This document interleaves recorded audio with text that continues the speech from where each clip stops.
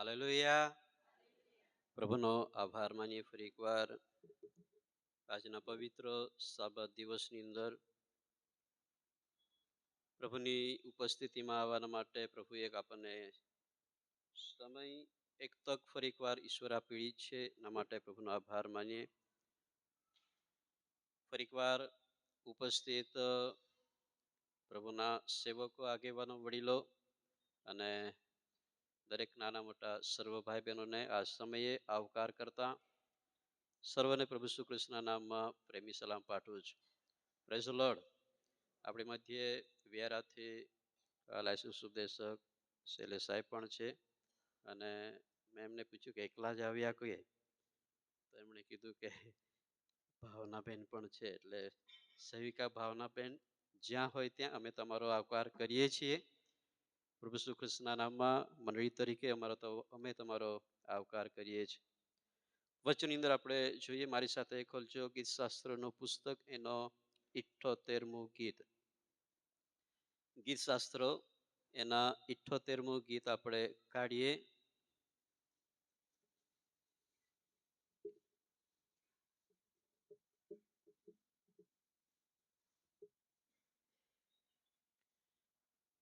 ગીત શાસ્ત્રો 78 અને 1 થી 8 વચન સુધી આપણે વાંચન કરીશું. ત્યાં એ પ્રમાણે લખ્યું છે, હે મારા લોક, મારો નિયમ સાંભળો, મારા મુખના શબ્દ પર તમારા કાન ધરો. હું દ્રષ્ટાંત કહીને મારું મુખ ઉઘાડીશ. હું પુરાણી ગૂઢ વાતો ઉચ્ચારીશ કે જે આપણે સાંભળી તથા જાણી છે, જે આપણા પૂર્વજોએ આપણને કહી છે.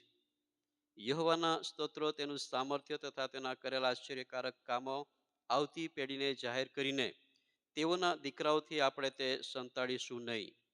કેમ કે તેણે યાકૂબમાં સાક્ષીઓ સ્થાપ્યું અને ઇઝરાયલમાં નિયમ ઠરાવ્યો. તે વિશે તેણે આપણા પિતરોને આજ્ઞા કરી કે તેઓ પોતાના દીકરાઓને પણ તે જણાવે, જેથી આવતી પેઢીના જે બાળકો જન્મે તેઓ તે જાણે અને તેઓ મોટા થઈને પોતાના સંતાનને તે જણાવે, જેથી તેઓ ઈશ્વરની આશા રાખે અને દેવના કામ વિસરી જાય નહીં અને તેની આજ્ઞાઓ પાળે. વળી પોતાના પિતરોના જેવી હઠીલી તથા ફિતુરી પેઢી કે જેઓએ પોતાના હૃદય સિદ્ધ રાખ્યા નહીં અને પોતાનો આત્મા દેવ પર દ્રઢ રાખ્યો નહીં, તેમના જેવા તેઓ ન થાય. પ્રભુ એના આ વાંચેલા વચનને આશીર્વાદિત કરે. બોલો આમેન. હાલેલુયા. ખરેખર ફરીને એકવાર કહેવા માંગુ છું, બહુ આનંદ થાય છે. અને જ્યારે સામે બધા બેઠા છે તો મને એવું લાગ્યું કે ચારે બાજુથી મને થોડીક ગરમી મળી રહેલી છે. એટલે ચોક્કસ પાછલા દિવસોની અંદર એક કહેવામાં આવ્યું કે સેવકો અને સેવિકા આગળ બેસે તો બહુ સારું. અને મને એવું લાગ્યું કે મને પણ હે ને પેલું શું કે હિન્દીમાં દિલ ખુશ હો ગયા. અને મને બહુ આનંદ થયો કે બધા મારી પડખે છે અને આ જ પ્રમાણે એક મંડળીની અંદર સારી વ્યવસ્થાની અંદર આગળ વધતા જઈએ, જેથી કરીને આજના વચનના સંદર્ભમાં જે હું કહેવા માગું છું, આવનાર જે પેઢી છે એ પેઢી તમારા અને મારા દ્વારા ઘણું બધું શીખી શકે છે. હાલેલુયા. અને મારો વિષય આજે પણ મેં જે વિષય લીધો છે એ વિષય પ્રમાણેનો જ છે, ઈશ્વરે આપેલા વારસાની સાચવણી. વારસા તરીકે તો ઘણું બધું આપણને મળે છે. પરમેશ્વરના લોકો તરીકે, ઈસુ કૃષ્ણના દીકરા દીકરીઓ તરીકે પણ તમને મને ઓળખવામાં આવેલા છે. તમને મને વારસદાર તરીકે ઈશ્વરે નિયુક્ત કરેલા છે. પણ પરમેશ્વરે જે પેઢીઓથી જે ઈશ્વર જેમના જીવન અંદર કામ કરે છે, અહીં આપણે ઘણી બધી બાબતો એ વાંચી છે અને લખ્યું છે તે પ્રમાણે કે જે સૌથી મહત્વની બાબત લખવામાં આવ્યું છે ચોથા વચનની ત્રીજા વચનથી આગળ, કે જે આપણે સાંભળી તથા જાણી છે અને જે આપણા પૂર્વજોએ શું કરી છે, આપણને કહી છે. બે સૌથી મહત્વની બાબત એની અંદર આપણે જોઈ શકીએ છીએ. ઘણા બધા એવા લોકો છે કે જેઓને વારસાગત એક ખ્રિસ્તી આશીર્વાદ જેને આપણે કહીએ, અથવા તો ખ્રિસ્તનો જે આશીર્વાદ છે એ પ્રાપ્ત થયેલો છે. ઘણા બધા લોકો આ પેઢીની અંદર કદાચ પ્રભુની ઓળખાણ થઈ છે. ઘણા બધા એવા લોકો છે જેઓએ આ પેઢીની અંદર પ્રભુ શ્રી કૃષ્ણનો સ્વીકાર કરેલો છે. પણ ઘણા બધા આપણે અહીંયા છીએ કે જેઓ વર્ષોથી ગત આગળની પેઢીઓથી પ્રભુ ઈસુ ખ્રિસ્તનો સ્વીકાર કરવા દ્વારા એમણે જે ઈસુ ખ્રિસ્તને સ્વીકાર કર્યો, એમણે જે આશીર્વાદો પ્રાપ્ત કર્યા, એ આશીર્વાદોનો જે વારસો પરમેશ્વરે તેઓને આપેલો, જે તમને અને મને આજે આપવામાં આવેલો છે. અને એ વારસાને આપણે કેવી રીતે જાળવી શકીએ એ બહુ મહત્વનું છે. હાલેલુયા. અને આ સંસારની અંદર પણ ઘણા બધા એવા વારસાઓ આપણી પાસે છે. ઘણા બધા લોકોને બહુ નાણાંરૂપી વારસો ઘણા બધા પેઢીઓની અંદર આપવામાં આવે છે. ઘણાને સંપત્તિની પેઢી વારસો આપવામાં આવે છે. અલગ અલગ પ્રકારના જે વારસાઓ છે, એ વારસાઓ પરમેશ્વર તમને મને આપે છે. જ્યારે અમારા દીકરાનો જ્યારે જન્મ થયો એ સમયની અંદર એક બેને મને કીધું કે સાહેબ શું થયું છે? એને મને એવું પૂછ્યું, સાહેબ શું થયું? મેં કીધું દીકરો થયો છે. હા હા. તો એમણે એમ કીધું કે વારસદાર થઈ ગયો. હે ને? પછી મનમાં એવું થયું કે જો દીકરી થાય તો વારસા ન થાય. મેં પાછલા દિવસની અંદર એક વાત કહેલી. હાલનો સમય એવો થઈ ગયો છે કે છોકરાઓએ સાસરે જેવું પડવાનો વાર આવવાનો છે. હે ને? કેમ? કેમ કે પરિસ્થિતિ એવી છે, સર્જાઈ રહેલી છે. આજ સવારે જે કહેવા માંગુ છું કે એ ઈશ્વરે આપેલો જે વારસો કે જે આપણા પિતૃઓને આપેલો હતો, એ વારસો કે જે ઈસુ ખ્રિસ્તની અંદર એ જીવન પ્રાપ્ત કરવાના માટે મળ્યો છે, એ વારસો કે જે ઈશ્વર તરફથી મળતા આશીર્વાદો છે, એ વારસો કે જે ઈશ્વરના માર્ગ તરીકે તેઓને આપવામાં આવેલો છે, એ વારસો કે જે તેમની સેવાઓના મારફત આપવામાં આવેલો છે, એ દરેક વારસાગત જીવનની અંદર છે તમને મને મળેલા છે, એને તમારે મારે આજે જાળવવાના છે. અને એ વારસાની અંદર એક બાબત આજે આપણે જઈ રહેલા છે. આપણા પેઢી જે પાછલી પેઢી જે અહીંયા બેઠેલી છે, એ એક આપણો નમૂનો લઈ શકે છે કે આગેવાનોનો જે વારસો છે એ કેવો હોઈ શકે. આગેવાનોનું જે કાર્ય છે, એમની જે સેવાઓ છે, એ કેવું હોય એ બાળકો તમને અને મને જુએ છે. અહીંયા લખવામાં આવ્યું છે કે જે આપણી સાંભળી તથા જાણી છે અને જે આપણા પૂર્વજે આપણને કહી છે, એ આપણા પૂર્વજોએ કે જે કેવી રીતે મંડળીની સ્થાપના થઈ, કેવી રીતે કહે છે કે મિશનરીઓ આ વિસ્તારની અંદર આવ્યા, તેઓએ કેવું કામ કર્યું, તેઓએ મિલકત લીધી, તેઓએ સ્કૂલો ચાલુ કરી, અલગ અલગ માધ્યમો દ્વારા એ મિશનરીઓએ બહુ અદ્ભુત સેવાઓ કરી. અને એ સેવાઓનો જે વારસો છે એ આપણી ભાઈની મંડળીના આગેવાનોને આપવામાં આવી.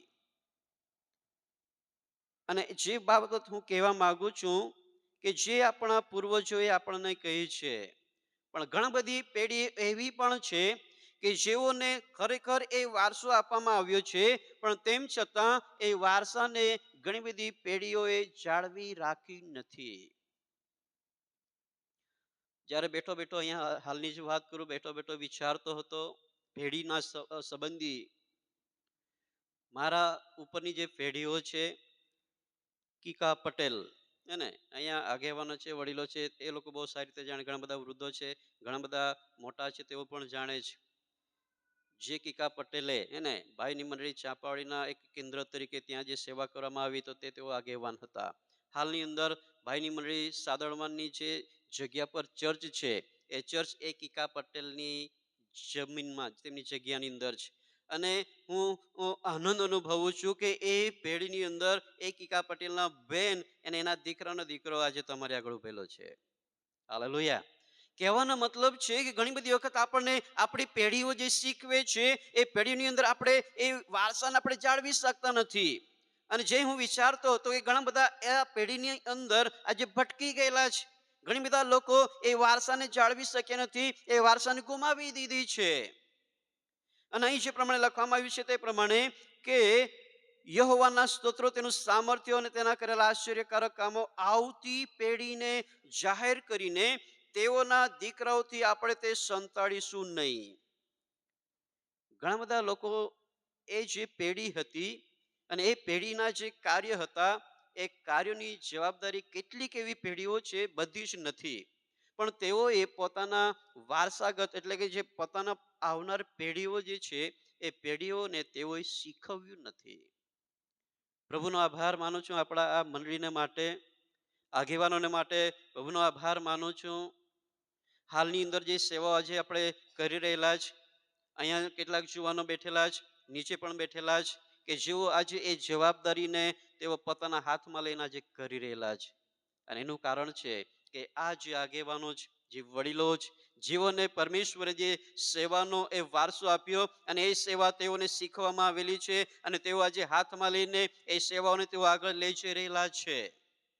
પણ ઘણી બધી મંડળીની અંદર તમે જોજો, અને કદાચ હું નામ નહીં આપું કેમ કે આપણે કોઈની ટીકાનું કારણ નથી બનવા માંગતા, પણ તમે ધ્યાન આપજો, ઘણી બધી એવી મંડળીઓ છે જે મંડળીઓની અંદર આજે પણ જે પેઢી છે જીવનને વારસા તરીકે, સેવા તરીકે વારસો આપેલો છે, પણ એ સેવાની જવાબદારી હજુ પણ બીજાઓને આપવામાં આવી નથી, જેના કારણે આજે મંડળીની અંદર જે નવી પેઢી જે છે એ નવી પેઢી કશું જ સમજી શકી નથી, કશું જ તેઓ કે છે કે એ જવાબદારીની અંદર તેઓ વૃદ્ધિ પામ્યા નથી, કેમ કે તેઓને આપવામાં જ આવ્યું નથી, તેમને શીખવવામાં આવ્યું નથી. આજ સવારે હું તમને કહેવા માંગુ છું, એક એક પરિવારની અંદર હરેક વ્યક્તિને માટે જો હું જે કહેવા માંગુ છું, તમારા અને મારા જીવનની અંદર ઈશ્વરની જે આપણે રાહ જોઈ રહેલા છે, ઈશ્વર કે જે તમને અને મને એ લેવા માટે આવવાના છે, એના પહેલા એ પેઢીઓ કે જે આવનાર પેઢીઓ છે તેઓને આપણે એ બાબતોને સમજાવવાની છે, આપણે તેમને સમજાવીને તેમને શીખવવાની છે કે મંડળીની જે સેવાઓ છે, મંડળીના જે કાર્ય છે, એ ઈશ્વરનું જે કાર્ય છે એ કેવી રીતે પ્રભુની અંદર આગળ લઈ જઈ શકાય. અને એ તમારા અને મારા માટે વહાલાઓ બહુ જરૂરી છે. અહીંયા લખ્યું છે તે પ્રમાણે, કેમ કે તેણે યાકૂબમાં સાક્ષ્ય સ્થાપ્યો અને ઇઝરાયલમાં નિયમ ઠરાવ્યો, તે વિશે તેણે આપણા પિતરોને આજ્ઞા કરી કે તેઓ પોતાના દીકરાઓને પણ તે જણાવે. હરેક માતા પિતાની એક ફરજ, જવાબદારી છે કે આપણે આપણા બાળકોને એ વારસો આપીએ કે જે ઈશ્વરે તમને મને આપ્યો છે, ઈશ્વરની સેવાનો, અથવા સૌથી મહત્વની કે અનંત જીવન કેવી રીતે આપણે પ્રાપ્ત કરીએ. અને આપણે બાળકોને જ્યાં સુધી આપણે શીખવીશું નહીં, એઓને કહીશું નહીં, એક નમૂનો નહીં આપીશું, ત્યાં સુધી આપણા બાળકો પણ એ માર્ગમાં ચાલી શકશે નહીં. આજે મને કહેવા દો, ઘણા બધા એવા આગેવાનો છે તેમની પેઢીઓ આજે વિખરાઈ ગયેલી છે. જે પેઢીઓની અંદર ઈશ્વરની બહુ સારી સેવાઓ થઈ રહી હતી, ઈશ્વરે તેમને બહુ અદ્ભુત કામ સોંપવામાં આવેલું હતું, પણ એ પેઢીઓ પૂરી થયા પછી કહે છે કે કશું જ થયું નથી. જૂના કરારની અંદર મૂસા સંબંધી જ્યારે આપણે વાંચીએ ત્યાં જવાના નથી, પણ કેમ કે મને યાદ છે પાછલા દિવસની અંદર મેં એ સંબંધી સંદેશો આપેલો. એક એવી પેઢી કે જેઓ કહે છે કે ઓળખતા નહીં હતા, અને એક એવી પેઢી જ્યારે આવે છે ત્યારે તેમને કશી જ સમજ નથી, કશું કે જ્ઞાન જ નથી.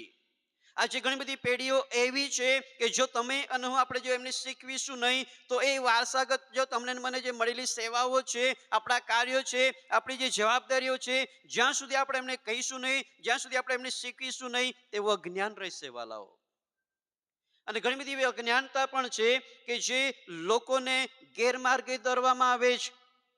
અને ઘણી બધી પેઢીઓ એવી પણ છે, કદાચ મંડળીની જો વાત કરીએ, જે મેં તમને કીધું કે ઘણા બધા એવા હોદ્દાઓ છે, ઘણી બધી એવી જવાબદારીઓ છે કે લોકો છોડતા જ નથી, જેના કારણે આવનાર પેઢી શીખી શકતી નથી. ઘણી બધી પેઢીઓ તૈયાર છે એના માટે, ઘણા બધા લોકો એ સેવાઓ કરવા માટે સક્ષમ બની રહેલા છે, પણ તેમ છતાં તેમના હાથમાં આપવામાં આવતું નથી, તેમને જવાબદારી આપવામાં આવતી નથી. આજ સવારે હું તમને જે કહેવા માંગુ છું, તમે અને હું, જો તમે અને હું આપણે આપણા જીવનની અંદર એ વારસાને સમજીને એ વચનો પ્રમાણે, એ વચનના અંદર આપેલી જવાબદારી પ્રમાણે આપણા કાર્ય, આપણા સેવાઓ પ્રભુની અંદર રહીને જો કરીશું, તો આવનાર આપણી જે પેઢી છે એ ઓટોમેટિક તમારી મારી પાછળ આવતી રહેશે.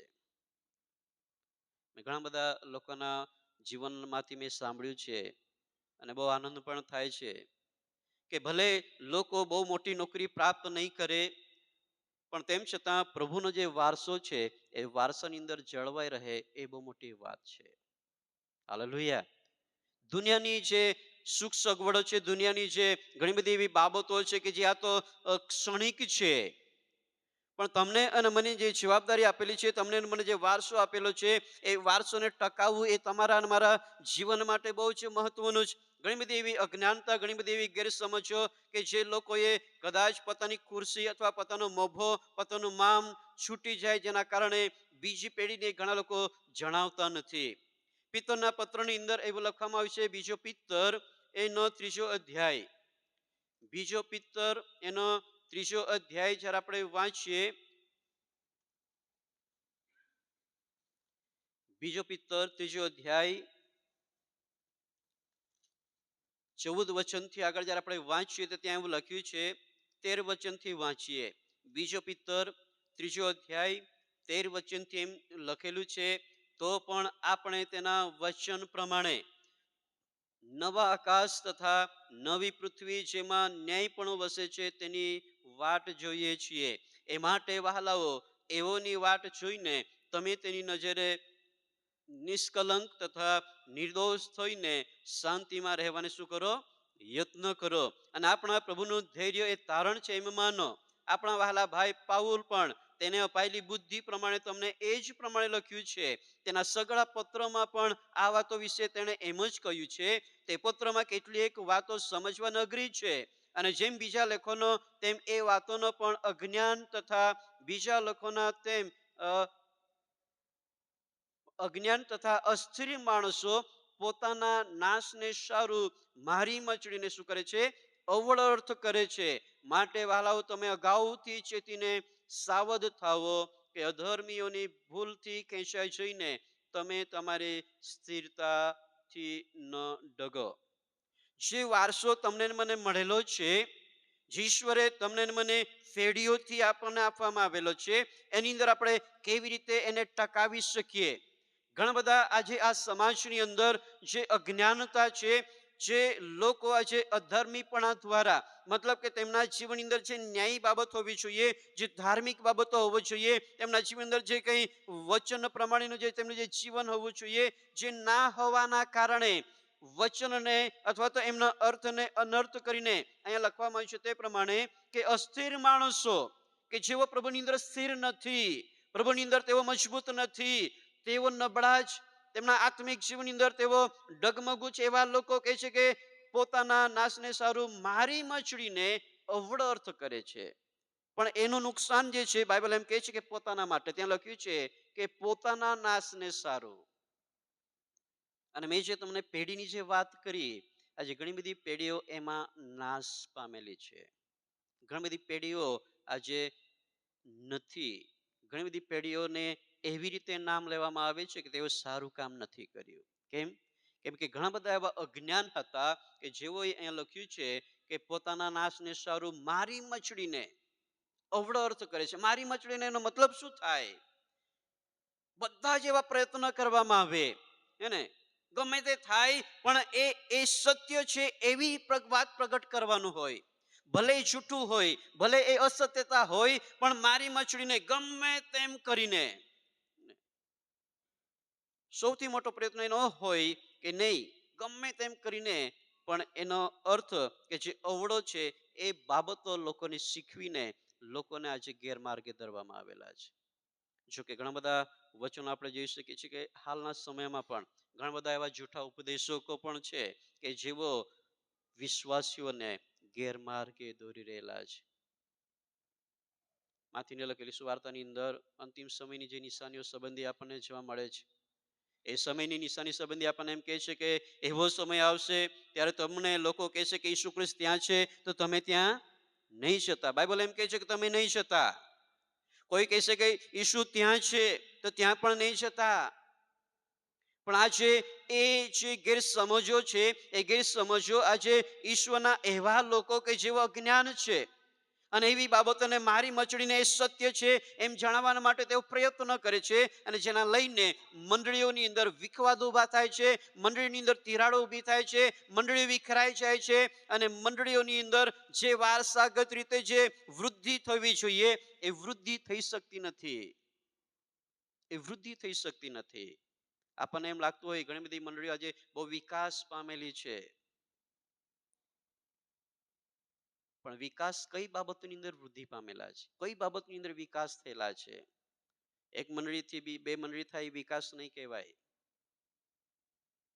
પણ જે મંડળી ઈસુ ખ્રિસ્તના રક્ત દ્વારા જેને ખરીદવામાં આવેલી છે, અને એ મંડળીની અંદર લોકો દિન પ્રતિદિન ઉમેરાતા જાય, લોકો આત્મામાં દ્રઢ અને મજબૂત બનતા જાય, ઈશ્વર તરફથી મળેલા આશીર્વાદોને પ્રાપ્ત કરતા જાય, એ મંડળીની અંદર અદ્ભુત સેવાઓ થાય અને લોકો ઉમેરાતા જાય, એ વૃદ્ધિ છે.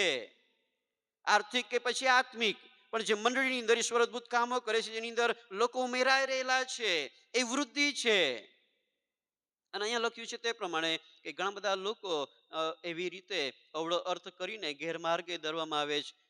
અને એટલા માટે 17મા વચને લખ્યું છે કે વાલાઓ તમે અગાઉથી ચેતીને સાવધ થાવો.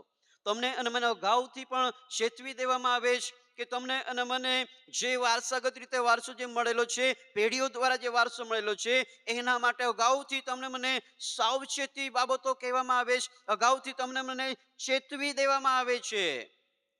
કેવી બાબતોથી તમારે મારે ચેતવાનું છે. અને એ જ્યારે આપણે ચેતીશું ત્યારે એ વારસાને આપણે સંભાળી શકીશું, ત્યારે આપણે એને ટકાવી શકીશું, ત્યારે આવનાર પેઢીને આપણે શીખવી શકીશું. બાકી આપણા જ બાળકો આપણને ગાળ આપશે, આપણા જ બાળકો આપણી સામા થશે, આપણા જ બાળકો આપણી સામા થઈને આપણી સામે આંગળી ચૂંધશે. કેમ? કેમ કે આપણે તેમને સારું શીખવી શકતા ના હોય, આપણે તેમને જવાબદારી આપી શકતા ના હોય. જે સત્ય છે, જે સારું છે, એ બાબતોને શીખવાના માટે વહાલા વિશેષ કરીને આપણા જીવનની અંદર આપણે તેઓને તૈયાર કરવાના છે. જૂના કરારની અંદર જ્યારે આપણે જોઈએ હિજકિયા રાજા સંબંધી, અને હિજકિયા રાજા સંબંધી જ્યારે આપણે વાંચીએ તો કહે છે કે એમની બહુ અદભુત સેવાઓ હતી, તેમની પ્રાર્થનાઓ હતી, તે સંઘર્ષ કરનાર વ્યક્તિ હતો. પણ જ્યારે કહે છે કે હિજકિયા મરણ પામ્યો અને ત્યાર પછી જ્યારે આપણે વાંચીએ તો એમનો દીકરો કહે છે કે માનાસા કહે છે કે રાજ કરવા લાગ્યો. અને એના સંબંધે એવું લખવામાં આવ્યું છે કે તે ફક્ત અને ફક્ત કહે છે 12 વર્ષનો હતો. કેટલા વર્ષનો? 12 વર્ષનો. અને 12 વર્ષના છોકરાને આપણે શું કહીએ, હે ને? અને એના સંબંધી એવું લખ્યું છે કે 12 વર્ષથી કહે છે કે રાજ કરવા લાગ્યો. બીજો કાળ વૃત્તાંત એનો 33મો અધ્યાય, બીજો કાળ વૃત્તાંત 33મો અધ્યાય અને 1 થી આગળ જ્યારે આપણે વાંચીએ તો પહેલા જ વચનની અંદર એવું લખવામાં આવ્યું છે કે મનાસા રાજ કરવા લાગ્યો ત્યારે તે કેટલા વર્ષનો હતો? 12 વર્ષનો હતો. અને તેણે કહે છે કે 55 વર્ષ સુધી યરૂશાલેમની અંદર તેમણે રાજ કર્યું. 55 વર્ષ સુધી. અને આગળ જ્યારે આપણે વાંચીએ તો ત્યાં લખ્યું છે કે જે વિદેશીઓને યહોવાએ ઇઝરાયલ પુત્રની આગળથી હાંકી કાઢ્યા હતા, તેઓના જેવા ધિક્કાર પાત્ર કૃત્ય કરીને યહોવાની દ્રષ્ટિમાં જે ભૂંડું હતું તે તેણે કર્યું. કેમ કે તેના પિતા હિજકિયાએ જે ઉચ્ચ સ્થાનો તોડી પાડ્યા હતા તે તેણે ફરી બાંધ્યા. વળી તેણે બાલીમને સારું વેદીઓ ઊભી કરી, અશેરત મૂર્તિઓ બનાવી, આકાશના તારા મંડળને ભજીને તેઓની સેવા કરી. હિજકિયાના જીવન સંબંધી જ્યારે આપણે બધા જાણીએ છીએ, હું એની અંદર જવા નહીં માંગતો, પણ જે કહેવા માંગુ છું કે હિજકિયા કે જેણે પરમેશ્વરની અદ્ભુત સેવાઓ કરી છે અને એમનો દીકરો, એમની પેઢી જ્યારે એ અહીંયા રાજ કરવા લાગી છે ત્યારે ત્યાં લખ્યું છે કે તેણે કહે છે કે ઇઝરાયલ પુત્રની આગળથી જેને હાંકી કાઢ્યા હતા તેઓના જેવા ધિક્કાર પાત્ર કૃત્યો, જે ઈશ્વરના વિરુદ્ધની અંદર હતા, જે ઈશ્વરને નહીં ગમતા હતા. હું જે કહેવા માંગુ છું કે આજે પણ ઘણા બધા લોકો એવા છે કે જે હિજકિયાની જેમ તમને મને વારસાગત રીતે એ સારી સેવાઓ આપણને આપવામાં આવી છે, પણ તેમ છતાં કેટલીક પેઢી એવી છે, કેટલાક લોકો એવા છે કે જેઓ એને વળગી રહ્યા નથી. ઘણા બધા એવા લોકો છે કે જેઓ એ કહે છે કે જે સમયની અંદર કહે છે કે આપણા જે પૂર્વજો છે, આપણી જે ઉપરની જે પેઢીઓ છે, તેમના જીવનની અંદર જે ઈશ્વર અદ્ભુત કામો કરેલા છે અને એ સમયની અંદર જે પેઢીઓ એટલે કે જે પિતૃઓએ, જે વડીલોએ, જે આગેવાનોએ તમને અને મને જે બાબતો શીખવી કે તેઓએ કેવી રીતે એ જૂની પરંપરાઓને તેઓ જીવના એ કેવી રીતે કહે છે કે ઈશ્વરને પોતાના જીવનમાં સ્વીકાર કરીને એ દુષ્ટતામાંથી તેઓ કેવી રીતે બહાર નીકળી શક્યા. એ ઘણી બધી બાબતો તમને અને મને આજે પણ કહેવામાં આવેલી છે. એક સમય હતો, આપણને બધાને ખબર છે કે દુષ્ટતા બહુ બધી હતી. લોકો અંધકારની અંદર હતા, લોકો પાપની અંદર હતા, ગેરસમજની અંદર હતા.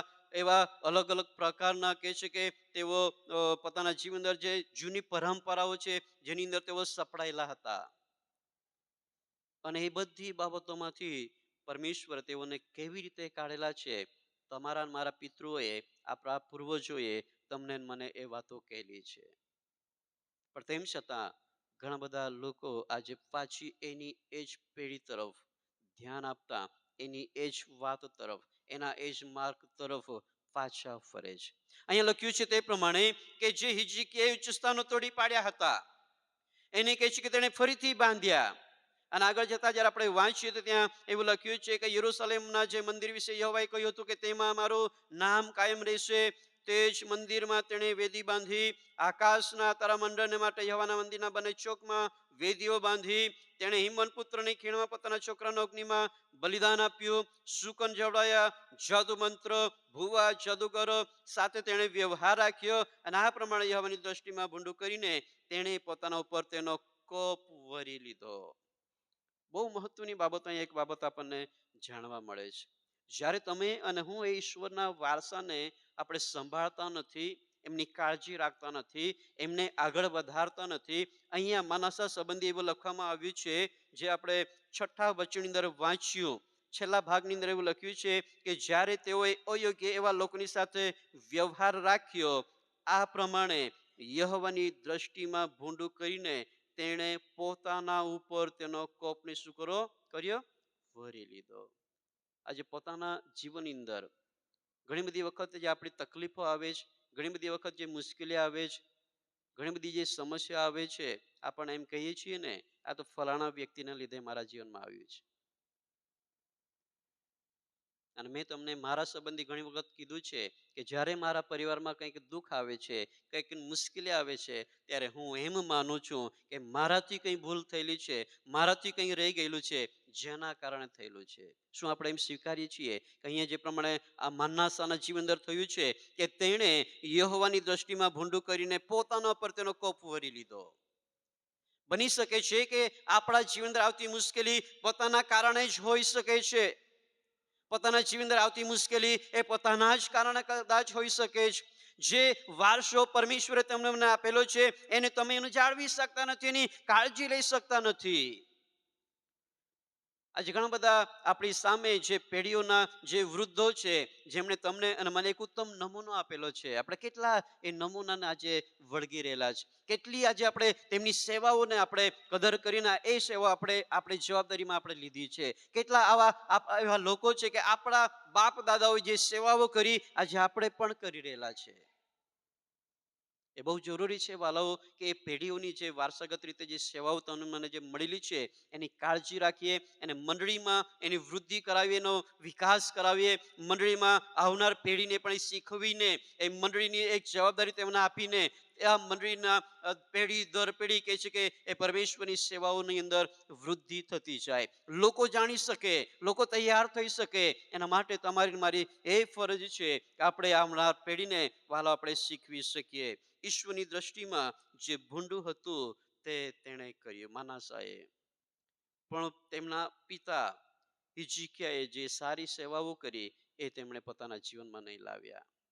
હું તમને જે કહેવા માંગુ છું, આપણા વડીલો, આપણા આગેવાનો, આપણા પિતૃઓ જે તમારા અને મારા માટે એક સારી સ્થાન છોડી રહેલા છે, સારી જગ્યા તમને મને આપી રહેલા છે, સારો વારસો જે આપણને આપી રહેલા છે, એની કાળજી રાખીએ, એને આપણા જીવનમાં લાવીએ. એ વચનો કે જે ઈશ્વરે તેમના જીવનમાં અદ્ભુત કામો કરેલા છે, એ વચનો કે જે તમને મને કહેવામાં આવેલા છે, એ બાબતો પ્રમાણે આપણા જીવનને વિશેષ કરીને પ્રભુની અંદર આપણે તૈયાર કરીએ. આ માનાસા જે છે એ યહૂદિયાના અને યરૂશલેમના જે રહેવાસી છે, ત્યાંના જે ઈશ્વરના જે લોકો છે તેઓને કહે છે કે ગેરમાર્ગે તેમણે દોર્યા છે. જો આગળના વચન જે આપણે વાંચીએ તો ત્યાં 8મા વચન એમ લખ્યું છે, મૂસાની મારફતે જે આજ્ઞાઓ મેં આપી છે તે પ્રમાણે સર્વ નિયમ, વિધિઓ, કાનૂનો જો ફક્ત તેઓ પાળશે અને અમલ માણશે તો જે દેશ મેં તમારા પિતૃઓને ઠરાવી આપ્યો છે તેમાંથી ઇઝરાયલના પગ હું ફરીથી કદી ખસેડીશ નહીં. માનાસા યહૂદિયાને તથા યરૂશલેમના રહેવાસીઓને કુમાર્ગે ચડાવીને જે પ્રજાઓનો યહોવાએ ઇસ્રાયેલ પુત્રો આગળથી નાશ કર્યો હતો તેઓના કરતા પણ તેમની પાસે વધારે દુષ્ટતા કરાવી. જો તમે અને હું એ વારસો જો પ્રભુની અંદર તમને મને મળેલો છે, જો તમે અને પોતે આપણે એની કાળજી રાખી શકતા નથી, અહીંયા લખવામાં આવ્યું છે કે એ મનાસાએ યહૂદિયા અને યરૂશલેમના જે રહેવાસીઓ છે, જે ઈશ્વરના પસંદ કરેલા લોકો છે, જે પરમેશ્વરની જે પેઢી જેને આપણે કહી શકીએ એ પેઢીને કહે છે કે તેમણે કુમાર્ગે દોર્યા. અવળે માર્ગે તેમણે ચલાવ્યા, ખોટી સલાહો આપી, ખોટી ગેરમાર્ગે દોરવા માટે તેમણે પ્રયત્ન કરીને તેમણે ઈશ્વરથી દૂર કરી દેવામાં આવ્યા. અને લખ્યું છે કે ઈશ્રાયેલ પુત્રો કે છે કે આગળથી તેમનો નાશ કર્યો અને તેઓના કરતા પણ તેમની પાસે વધારે દુષ્ટતા કરાવી. આજે શૈતાન એવી જ બાબત તરફ ધ્યાન આપે છે કે જ્યાં તમે અને આપણે નબળા પડીએ. શૈતાન એવી બાબત તરફ આપણા તરફ આજે નજર રાખે છે કે કઈ બાબતની અંદર આપણે થોડી ઘણી ભૂલ કરીએ, થોડી ઘણી ભૂલ કરીએ. અને એ જે વચન આપણને કહે છે કે શૈતાન તાકી રહે છે. એ ગાજનાર સિંહની પેટે જે મળે અને ગળી જવાના માટે શોધતો ફરે છે. અને એ શૈતાન એ જ ધ્યાનમાં રહે છે કે કોઈ વ્યક્તિ કે જે થોડી ઘણી ભૂલ કરે અને હું મારું ધ્યાન ત્યાં જમાવી દઉં. અને એ પ્રમાણે એ શૈતાન આપણા જીવનની અંદર ઘણી બધી એવી કુયુક્તિઓ મૂકે છે. ઘણા બધા આવા ગેરમાર્ગે જવાના માટે એ અલગ અલગ વ્યક્તિઓ કે જે લોકોએ એ જાળવી રાખી નથી એવી બાબતોને આપણા જીવનમાં લાવીને આપણને કહે છે કે ગેરમાર્ગે દોરીને ઈશ્વરથી આપણને દૂર કરવામાં આવે છે.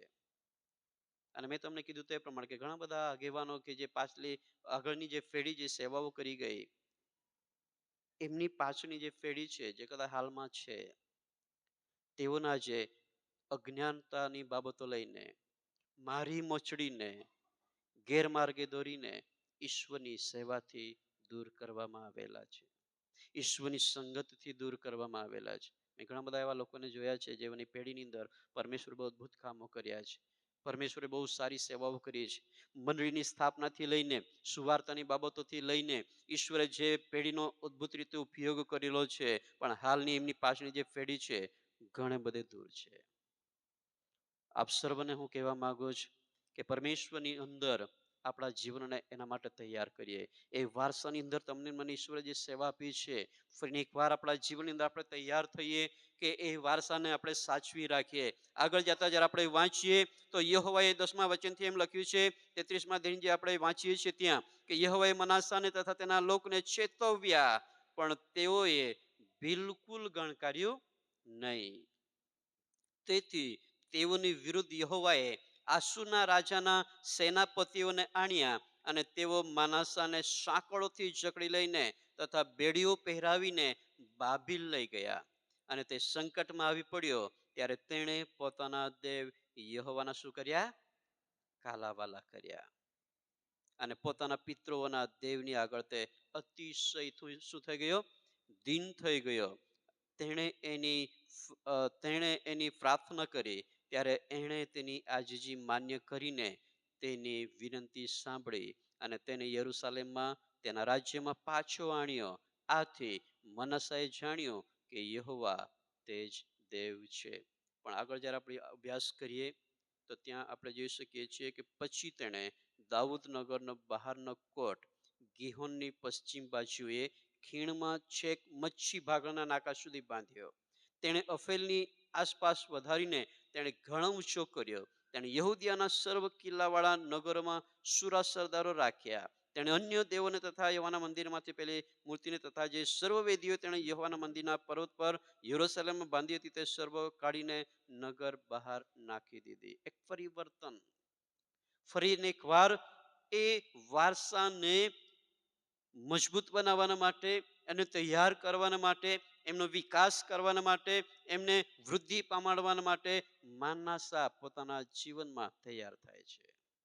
આ સવારે હું એટલું જ કહેવા માંગુ છું, જે પેઢીઓ દ્વારા તમને મને એ વારસો મળેલો છે, જો કદાચ આજે આપણે ગુમાવી દીધો હોય, આપણે સેવાઓથી બાકાત થઈ ગયેલા હોય, આપણી એ જવાબદારી, આપણા કાર્ય, આપણી સેવાથી આપણે દૂર જતા રહ્યા હોય, તો આજ સવારે હું કહેવા માંગુ છું એ પેઢીઓને આપણે યાદ કરીએ જેઓને તમને મને શીખવેલું છે. એ પેઢીઓને આપણે યાદ કરીએ જેઓએ તમને મને નમૂના આપ્યા છે. અને ફરીને એકવાર આપણા જીવનને એ સેવા, એ વારસાને બનાવવાના માટે આપણા જીવનને આપણે તૈયાર કરીએ. જો કે આ મનાસાને એક તક ઈશ્વરે આપી. આ માનાસાને એ મુશ્કેલી, એ તકલીફ, એ દુઃખ, એ સંકટના દ્વારા એ માનાસાના જીવનની અંદર તેમણે ખરેખર ઈશ્વર તરફ દ્રષ્ટિ કરી. આપણી જરૂર એ છે કે આપણે ઈશ્વર તરફ જવાનું છે. આપણી ફરજ એ છે કે આપણે ઈશ્વર તરફ દ્રષ્ટિ કરવાની છે. ઈશ્વર તરફ આપણે આગળ વધવાનું છે.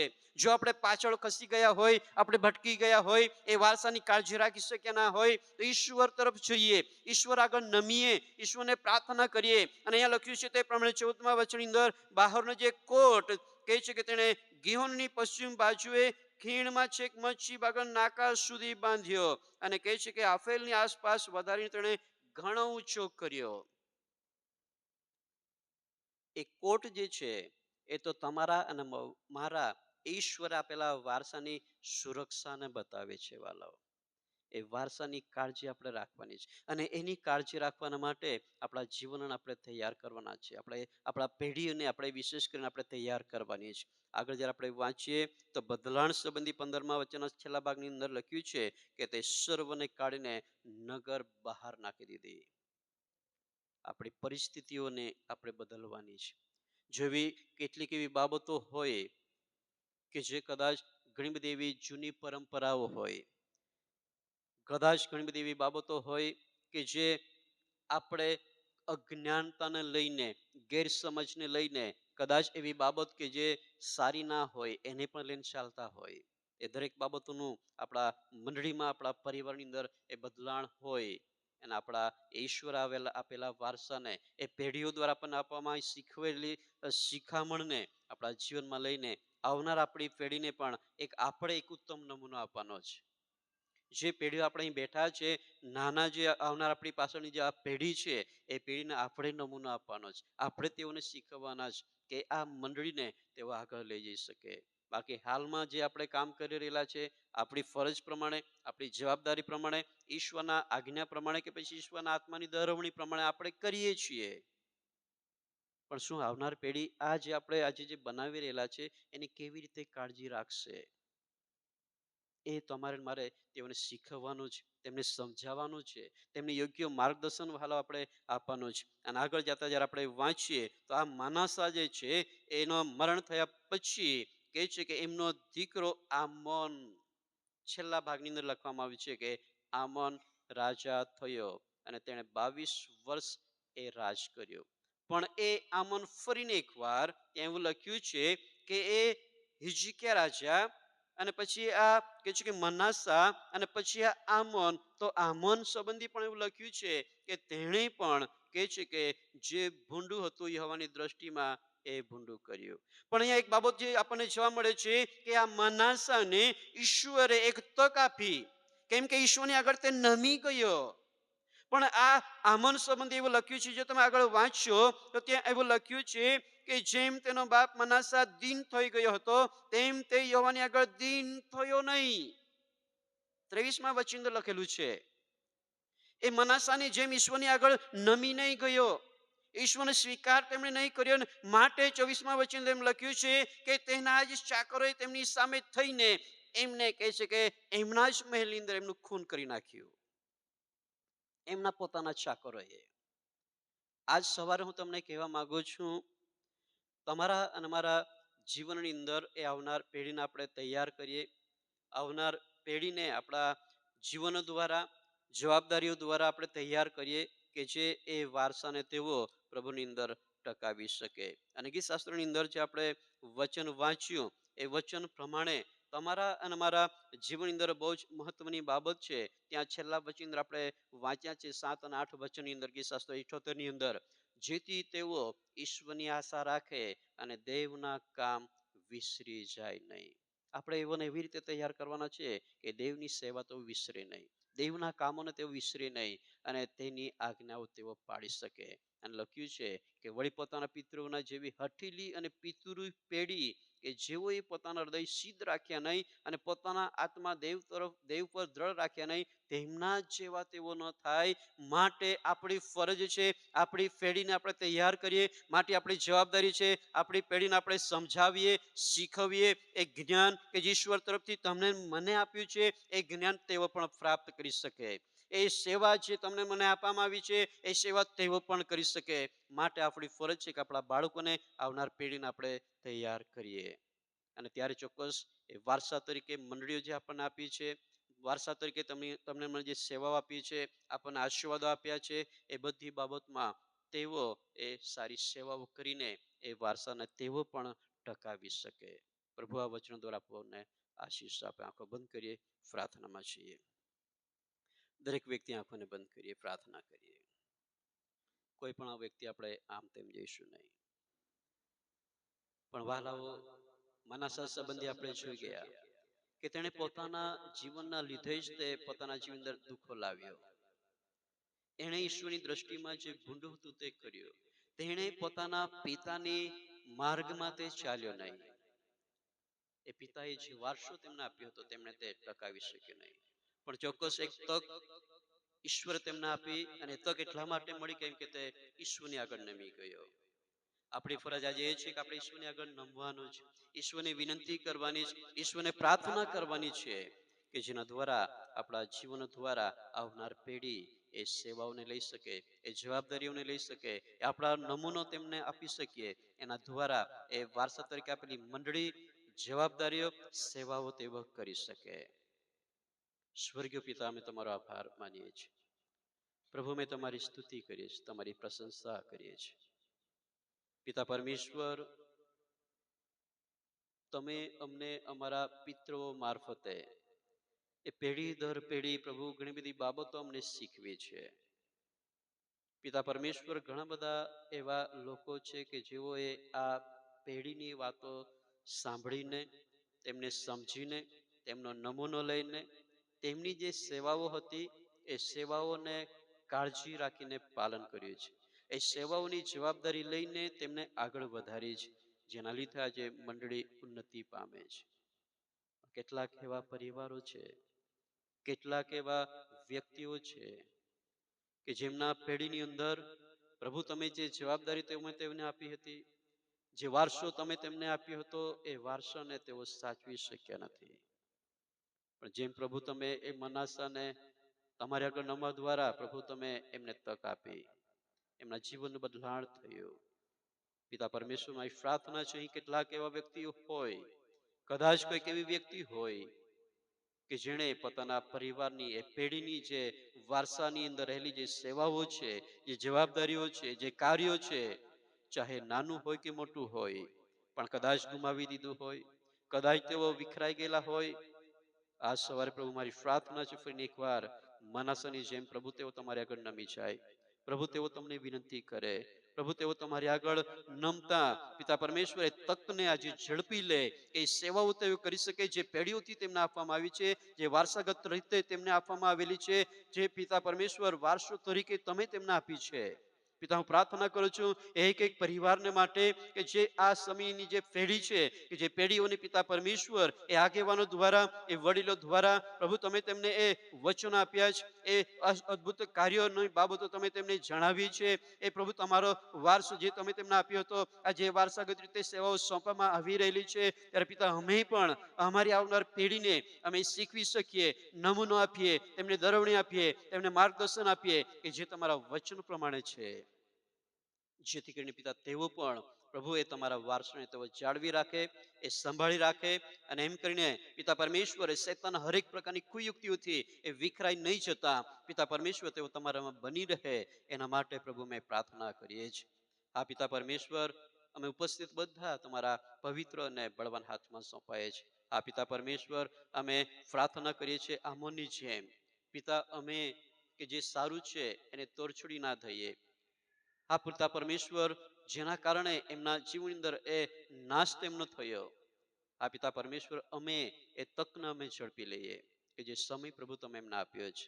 ત્યારે પિતા મારી પ્રાર્થના છે કે એક વ્યક્તિ, એક એક પરિવાર પોતાના જીવનમાં, પરિવારમાં તેઓ તૈયાર થાય, પેઢીઓને તૈયાર કરે, જેથી કરીને પ્રભુ તમારા લોકોની ઉન્નતિ થઈ શકે, વૃદ્ધિ થઈ શકે, મંડળીનો વિકાસ થઈ શકે. માટે અમે પ્રાર્થના કરીએ છીએ. અમે બધા તમારા પવિત્ર અને બળવાન હાથમાં સોંપાય છે. આદર, માન અને મહિમા પ્રભુ બધું તમને આપતા પ્રાર્થના ઈસુ પ્રભુના પવિત્ર નામમાં માંગીએ છીએ. દરેક જણ બોલીએ આમેન. Hallelujah, hallelujah.